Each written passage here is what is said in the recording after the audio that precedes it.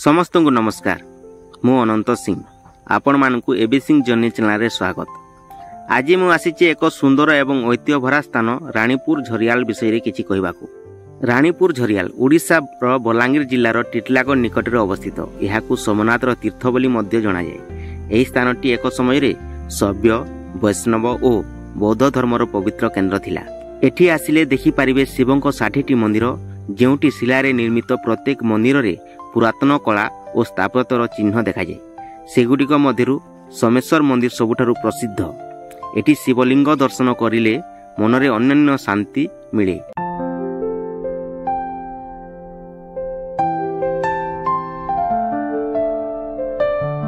एठिरो आउ एक महत्वपूर्ण स्थल हेउची 64 जोगिनी मंदिर। यह एक चक्रकार मंदिर जेउठी 64टी जोगिनी मूर्ति पहाड़ और पत्थर रे खोदा जाइछि। एही मंदिर रे रानीपुर झरियाल और हीरापुर एही दुई स्थान रे मात्र मिलिथाए, जहा ओडिशार गौरव।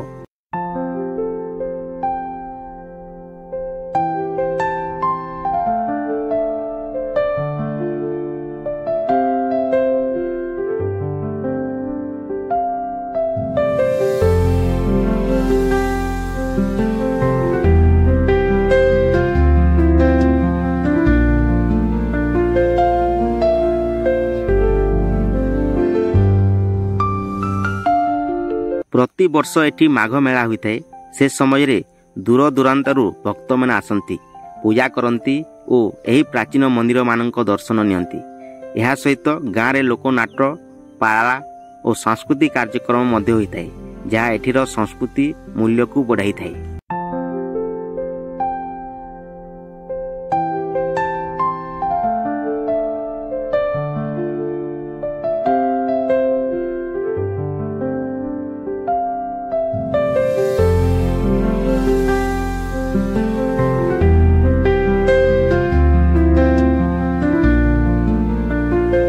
मते लगे रानीपुर झरियाल मात्र धार्मिक स्थल नुहे, यह एक शांत आध्यात्मिक स्थान जेउटी प्रकृति और इतिहास एका साथी श्वास नेउछंती।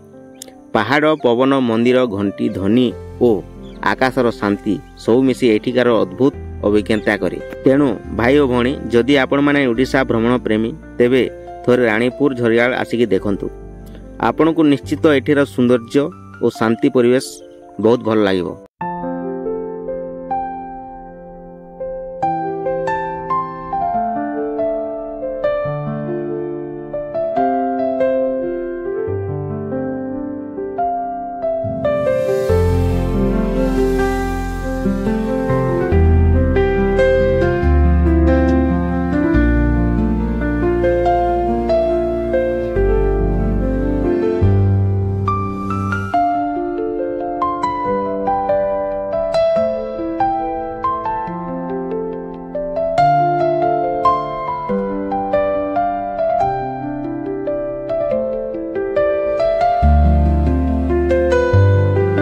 भिडियोटी भल लगी लाइक, शेयर, सब्सक्राइब करने को भूलिए नहीं।